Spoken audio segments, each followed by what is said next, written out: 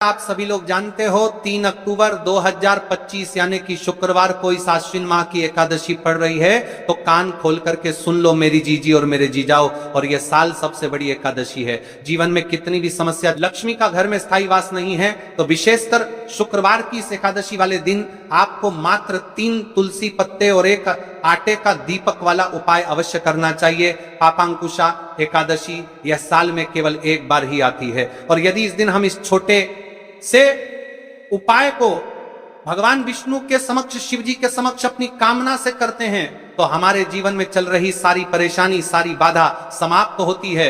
कान खोलकर सुन लो मेरी जीजी और मेरे जीजाओ, सबसे पहले आप इस एकादशी का महत्व जान लो। पापांकुशा एकादशी क्यों, ये तिथि इतनी विशेष मानी जाती है? देखिए महाराज, यदि पापांकुशा एकादशी पर घर की महिला और पुरुष साथ में व्रत रखते हैं, भगवान विष्णु का पूजन विधि करते हैं, तो उनके जीवन में चल रहे सारी समस्या समाप्त होती है। यह व्रत अत्यंत पवित्र माना जाता है, और यह जो 3 अक्टूबर शुक्रवार के दिन पड़ रही है, मात्र 3 तुलसी पत्ते और 1 आटे का दीपक, पापांकुशा एकादशी तिथि शुक्रवार के दिन इस उपाय को अवश्य करना चाहिए। देखिए, यह आश्विन माह की पापांकुशा एकादशी है, आप सभी को पता है, यह साल में केवल एक बार ही आती है।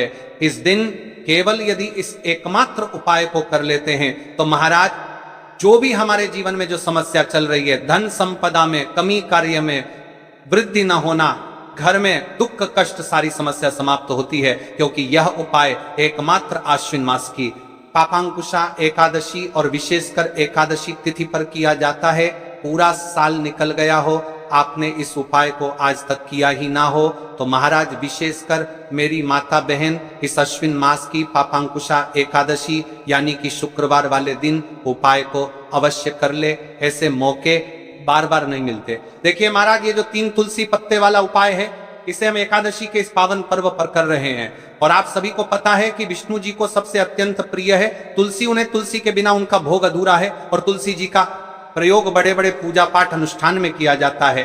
तो हमें इस तुलसी, मात्र 3 तुलसी के पत्ती वाला उपाय करना है, और आपके जीवन में जो भी धन की समस्या चल रही है, वह इस उपाय को करने के बाद सारी समाप्त होने वाली है। क्योंकि भगवान विष्णु की अर्धांगिनी माता लक्ष्मी, जिनका स्थायी रूप से हमारे घर में वास होगा, इस उपाय को करने के पश्चात देखिए महाराज, यदि हम इस आश्विन माह कि पापांकुशा एकादशी, शिव महापुराण की कथा में उल्लेख है कि पापांकुशा एकादशी यानी शुक्रवार वाले दिन का सबसे बड़ा और विशेष महत्व होता है, तो आपको या फिर आपके घर के किसी भी एक सदस्य को इस दिन शिव मंदिर में या फिर अपने घर के मंदिर में भगवान विष्णु की प्रतिमा के समक्ष या फिर अपने घर के तुलसी कुंड में यह छोटा सा कार्य तो अवश्य ही करना चाहिए। यदि आप इस उपाय को करते हैं, तो आपके जीवन में चल रही सारी समस्या तो समाप्त होती ही है,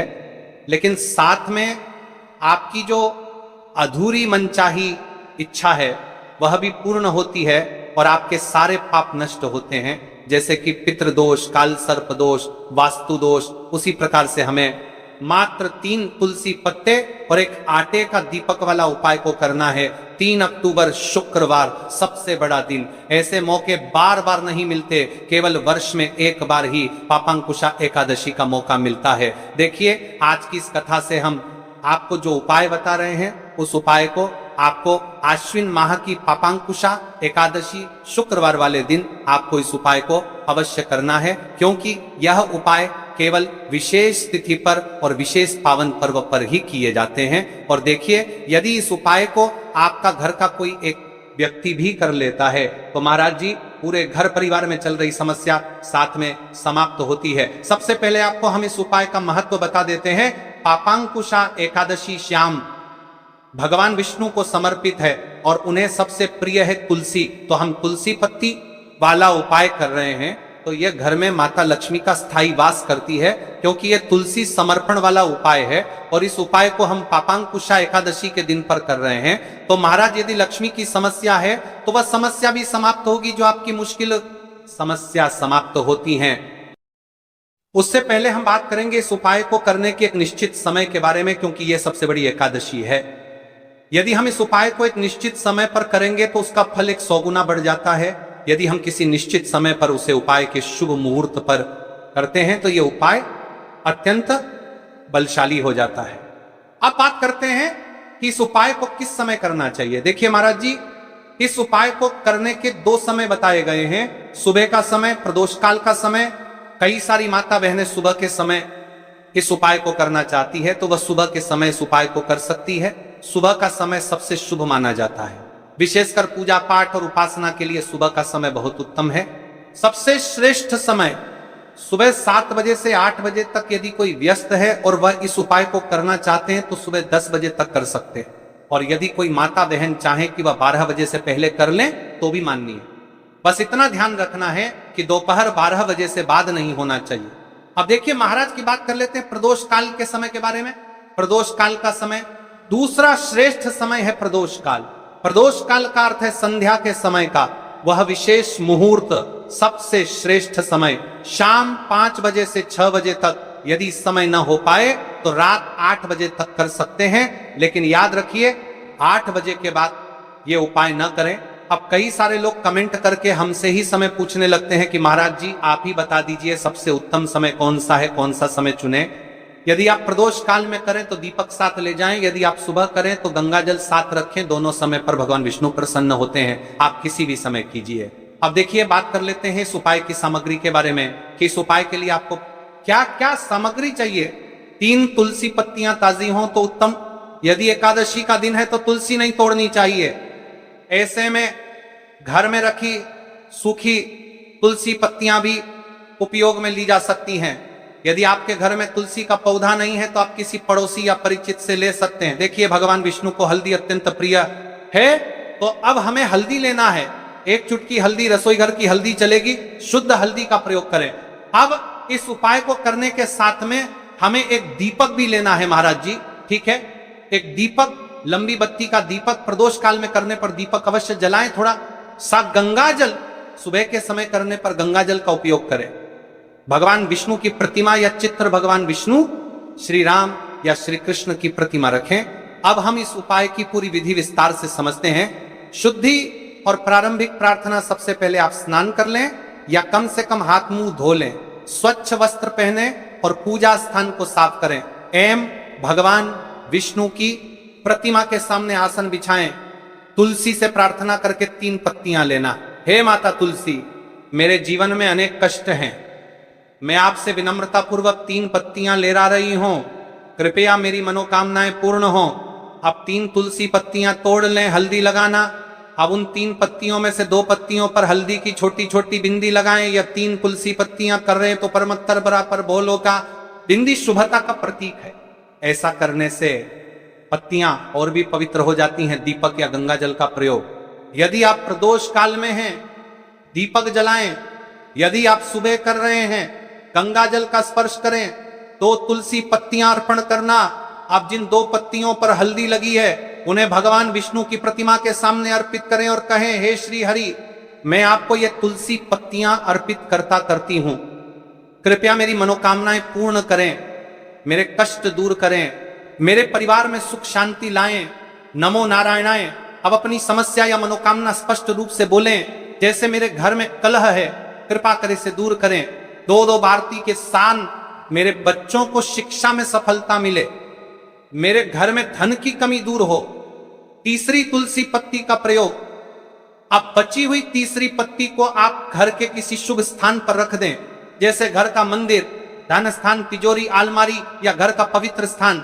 यह पत्ती आपके घर में समृद्धि और शुभता का प्रतीक बनेगी। अंत में भगवान विष्णु से प्रार्थना करें, हे विष्णु भगवान, आपने ये छोटी सी भक्ति स्वीकार की, कृपा कर मेरे जीवन में शांति और सुख प्रदान करें। फिर तुलसी माता को धन्यवाद दें। मंत्र जाप। उपाय करते समय आप सरल मंत्र जप सकते हैं, नमो नारायणाय 11 बार या श्री विष्णवे नमः 21 बार उपाय करने के बाद का फल। अब देखिए महाराज जी, इस उपाय का फल क्या होता है। घर में शांति बनी रहती है, धन की वृद्धि और आर्थिक स्थिरता आती है, मनोकामनाएं धीरे धीरे पूर्ण होती हैं, परिवार में प्रेम और सौहार्द बढ़ता है, रोग और बाधाएं दूर होती हैं। तो भाइयों और माताओं, ये था 3 तुलसी पत्तियों और हल्दी का उपाय। ये उपाय छोटा है, सरल है, लेकिन इसमें अपार शक्ति छुपी हुई है। श्रद्धा और विश्वास से इसे करें। भगवान विष्णु और तुलसी माता अवश्य प्रसन्न होंगे। देखिए, आपका ये 3 तुलसी पत्ते वाला उपाय तो यहां पर समाप्त हो जाता है। इस उपाय को आपको हमने पूर्ण रूप से आपको अच्छी तरीके से समझा दिया है, किस प्रकार करना है, कैसे करना है, सामग्री कहां से लेनी है। अब सबसे पहले हम एक मुख्य बात कर लेते हैं। देखिए, हम राशि से जुड़ा भाग्य भी बताते हैं और भाग्य में चल रही परेशानियों को भी बताते हैं। तो यदि आपके जीवन में कोई समस्या चल रही है और वह समाप्त नहीं हो पा रही है, तो कमेंट बॉक्स में आप बता सकते हैं। अगली उपाय विधि में हम आपकी समस्या का निवारण भी करेंगे और उसका उपाय भी बताएंगे। तो चलिए आप चलते हैं हम उसे आटे के दीपक के उपाय की तरफ, जो आपको इस पवित्र एकादशी पर करना है। उससे पहले नए भक्त हो तो चैनल को सब्सक्राइब कर ले। अब घर आकर के आपको छोटा सा कार्य अवश्य करना है। अब भक्तों, केवल मंदिर जाकर उपाय करना पर्याप्त नहीं है, घर लौटकर आपको एक छोटा सा कार्य भी करना होगा। घर में जो भी आपका शिवलिंग है, पिंडी है, या फिर यदि शिवलिंग नहीं है तो आपका छोटा सा मंदिर है, वहां पर जाकर भी आपको जल चढ़ाना है और भगवान को प्रणाम करना है। साथ ही घर के मुख्य द्वार पर एक दीपक प्रज्वलित करना है। यही दीपक आपके घर की लक्ष्मी को स्थिर करता है और दरिद्रता को बाहर निकाल देता है। त्र्यंबकम यजामहे सुगंधिम पुष्टिवर्धनम उर्वारुकमिव बंधनान मृत्युर्मुक्षीयमामृतात्। जो भी भक्त इस पावन एकादशी में हल्दी के दीपक का उपाय करता है, उसके जीवन की बड़ी से बड़ी समस्या भी समाप्त हो जाती है। चाहे गृह कलह हो, स्वास्थ्य की परेशानी हो, आर्थिक संकट हो, या मन की बेचैनी, माता दुर्गा उस घर में स्वयं कृपा की वर्षा करती है। अब प्रश्न उठता है कि उपाय की विधि क्या है। आटे का दीपक, हल्दी के साथ गेहूं के आटे से एक छोटा सा दीपक बनाइए, उसमें घी या तेल भरिए, उसमें रुई की बाती रखें। अब उस दीपक में एक चुटकी हल्दी अवश्य डालें। यह सबसे शक्तिशाली विधि मानी गई है। साधारण मिट्टी का दीपक, यदि किसी कारण से आटे का दीपक संभव ना हो तो साधारण मिट्टी का दीपक भी ले सकते हैं, उसमें भी एक चुटकी हल्दी डालकर प्रज्वलित कीजिए। इस उपाय को आप कहां कहां पर कर सकते हो। भक्त पूछते हैं, महाराज जी दीपक कहां रखना है? तो सुनिए, आप इस दीपक को मां दुर्गा के समक्ष जला सकते हैं। यदि आपके घर में शिव जी का शिवलिंग है तो वहां भी कर सकते हैं। भगवान विष्णु की प्रतिमा हो तो उनके सामने भी कर सकते हैं। और यदि घर में माता तुलसी का स्थान है तो वहां भी ये दीपक जला सकते हैं। सच तो यह है कि जहां भी आप श्रद्धा से करेंगे वही स्थान पवित्र हो जाएगा। अब प्रश्न आता है कि समय कौन सा चुने? सुबह का समय सर्वोत्तम है। क्यों? क्योंकि प्रातः काल का वातावरण शुद्ध, शांत और सात्विक होता है। यदि सुबह संभव न हो तो प्रदोष काल यानी सूर्यास्त के बाद का समय भी अत्यंत फलदायी है। याद रखिए, समय से अधिक महत्व श्रद्धा का है। स्नान कर शुद्ध वस्त्र धारण करें, पूजा स्थल को साफ करें और आसन बिछाएं। आटे या मिट्टी का दीपक तैयार करें, उसमें घी, तेल और बाती रखें, एक चुटकी हल्दी डालें, दीपक को जलाएं, विष्णु जी का या मां दुर्गा का ध्यान करें। यह मंत्र कम से कम 11 बार बोलें। ए ह्रीं क्लीं चामुंडायै विच्चे, या फिर विष्णु जी के मंत्र का भी जप कर सकते हैं। अपनी समस्याएं मन ही मन मां को समर्पित करें। भाइयों, केवल दीपक जलाना ही पर्याप्त नहीं है, महत्वपूर्ण यह है कि आप इसे श्रद्धा और भावनाओं के साथ करें। जब आप दीपक जलाएं तो अपने मन की हर पीड़ा, हर दुख मां के चरणों में समर्पित करें। मन ही मन कहें, भगवान ये दीपक मेरा जीवन है, इसकी लौ मेरी आस्था है, इसमें डाली हुई हल्दी मेरी समस्याएं हैं, और जब ये दीपक जलेगा तो मेरी सारी कठिनाइयां भस्म हो जाएंगी। इस छोटे से उपाय से जीवन में अद्भुत परिवर्तन आता है। घर का वातावरण शुद्ध और शांत होता है, नकारात्मक ऊर्जा समाप्त हो जाती है, आर्थिक संकट दूर होते हैं, पारिवारिक झगड़े और मनमुटाव शांत होते हैं, स्वास्थ्य में सुधार होता है। सबसे बढ़कर माता दुर्गा प्रसन्न होकर घर में सुख, शांति और समृद्धि का वास करती हैं। इस उपाय को करते समय आपको किन किन बातों का ध्यान रखना है? विशेष सावधानियां। दीपक को पूरी श्रद्धा से प्रज्वलित करें, दीपक बुझने न दें, कार्य के समय मन को शांत रखें। यदि प्रदोष काल में करें तो विशेष फल मिलता है। भाइयों और बहनों, नवरात्रि की यह रात्रि केवल साधना और उपासना की रात नहीं है, यह स्वयं माता के घर आने की रात है। एक छोटा सा उपाय, एक चुटकी हल्दी, आटे का एक दीपक और श्रद्धा से की गई प्रार्थना यही पर्याप्त है मां दुर्गा को प्रसन्न करने के लिए। तो आइए इस एकादशी हम सब ये छोटा सा दीपक जलाएं और अपने जीवन की हर समस्या को मां के चरणों में समर्पित करें। माता रानी हम सब पर कृपा करें। देखिए, इस एकादशी के पावन पर्व पर यदि घर की कोई माता बहनें व्रत रख रही है और वह अपने घर में दीपक प्रज्वलित कर रही है, तो उसे इस 5 दीपक वाला उपाय अवश्य करना चाहिए। यह एक विशेष उपाय है, तो आप इस उपाय को भी सुन लो। 5 आटे के दीपक। तो अब देखिए महाराज जी, हम सबसे पहले बात कर लेते हैं 5 आटे के दीपक बनाने की विधि, यानी कि आपको क्या क्या सामग्री मिलनी है और क्या नहीं मिलनी है। कई सारे लोग गलत तरीके से भी बनाते हैं। तो देखिए, आप सबसे पहले गेहूं के आटे को एक साफ बर्तन में लीजिए, इसमें पानी डालकर हल्का सा गूंथ लीजिए।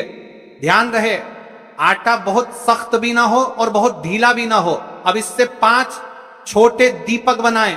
दीपक बनाने का भाव होना चाहिए, हे प्रभु, ये दीपक मेरे जीवन के अंधकार को मिटाने के लिए है। हर दीपक के बीच में जगह बनाइए ताकि उसमें रुई की बत्ती रखी जा सके। अब रुई से 5 गोल बत्तियां बनाइए, दीपकों में बत्तियां रखकर उन्हें तेल से भर दीजिए। तेल इतना होना चाहिए कि जब तक आप पूरा उपाय करता 5 गोल बत्तियां ये बड़ी करके आग पर रख कर लें।